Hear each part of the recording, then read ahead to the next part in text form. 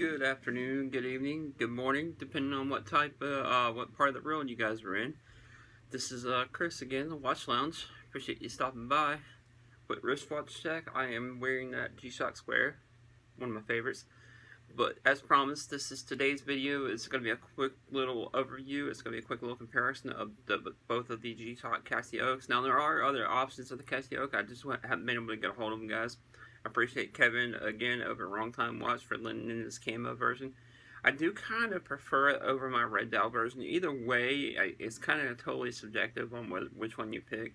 I mean, if you can, go for all of them. Pretty much all of the different colors you can get for the price of a decent Seiko, like $300-400 or so, which is one of the things I love about G-Shock. You can collect all of them, and they won't break the bank, guys. That is, if you can get a hold of them, and get a hold of them at the retail price, not the overhyped price that some people were trying to charge on eBay, which I think that price scalping might be kind of over right now.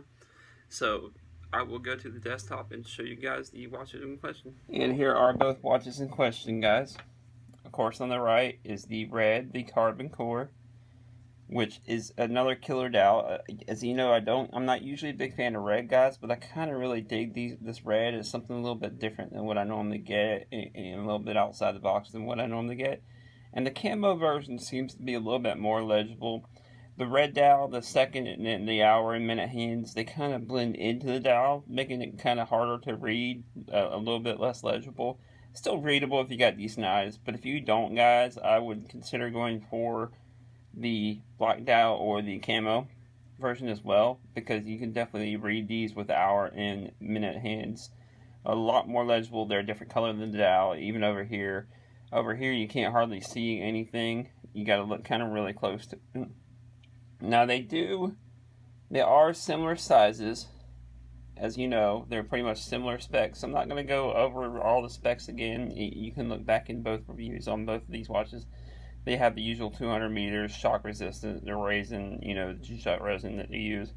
It's a real tough, real durable watches, guys. Overall, like I said, it's just really subjective on which one you want to pick. Whether you want to go with the red carbon core or the Camo one, if you can find any of them. Now, I believe these are still at Watchgate. I believe he might still have some of these in stock. That's where I bought mine from, telling over Watchgate. Not a sponsor video, guys, just where I bought mine from. But, both of these, like I said, these are both make really killer watches either way you go. And if you go with the black dial version, and I'm sure knowing G-Shock, they will come out with many other versions. I will show you what they look like size-wise also compared to the Square. As we know, that's a benchmark for G-Shock that a lot of people compare the Square with. Just to give you an idea of how these will wear compared to the G-Shock Squares. About the same size, guys, and I feel like this is going to be another classic, just like the Square model is with G-Shock, the DW5600, and of course, they have all these other variations, like my custom, the all-metal one here, not custom, but the limited all-metal one here. Again, that's what I like about G-Shock. They're highly collectible, guys, not really worth a lot of money, which, as you know, you don't get in the hobby for the value of the money. These are just fun watches that you can collect all kinds of different ones. Now, they can get expensive, of course, like this one here is like $500, $600 right now. And then you can go on upwards with the titanium model, which I really like, for $1,200 or so.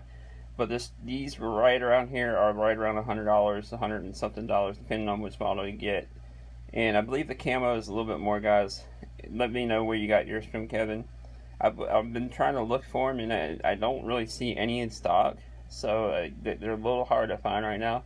And again, these are one of the hype watches, again, of this past year, but they do work really well, guys.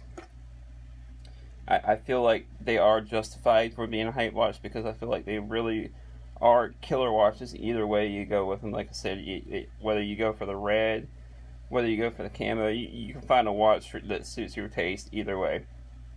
Now, like I said, this one is a little bit less legible with the hour and minute hand here. They do have a little bit showing on the color on there, but with that red, it kind of blends into the dial.